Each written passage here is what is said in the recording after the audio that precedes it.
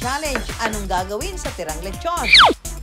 Woy, no more mga ka-wonder. Sagot na namin ni Empoy ang lechon leftover makeover. Nako, Empoy, ako pa talaga ang napili mong kalaban sa kusina, ha? Tignan natin. Pero nagluluto ka ba talaga? Nagluluto po ako ng pancit canton, binasaga na itlog. Instant. Simple lang ang mechanics ng ating mini cook-off battle. Mula sa table na ito na inihanda ng aming team, tingnan ko kung ano kukuhanin mo. Okay. Pipili kami ni Empoy ng mga ingredients na isasahog namin sa aming paandar na dish. Kamatis? Yes. Pero ang talagang bida sa leftover makeover na ito, ang tirang lechon chops. Meron ka pa bang gustong kuhanin? Ito po, parang gusto ko to. Parang bagay sa bahay to, sa kurtina namin. Susan! Susan! Go, Empoy! Go, Empoy! Sino kaya ang mananalo sa aming leftover lechon cook-off?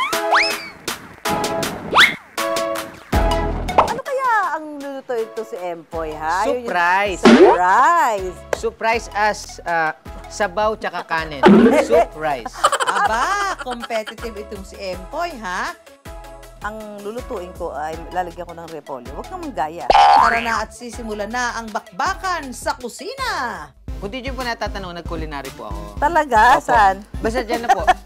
Tabi-tabi. May natutunan ka? Opo, tournay.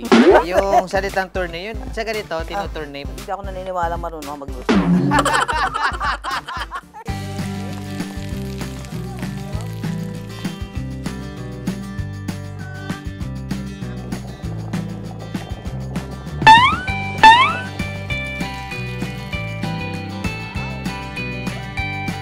Ready na kami ni Empoy ibida ang aming ini-level up na lechon. Napapanood nila ako lagi sa sinihan. Ito ay Sinegang. Ito ay... Bukayo. Ito ay lechon lumpiang ginarote.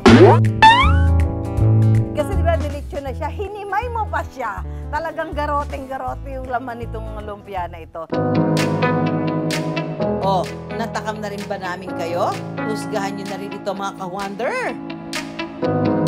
Masarap, pero medyo matabang.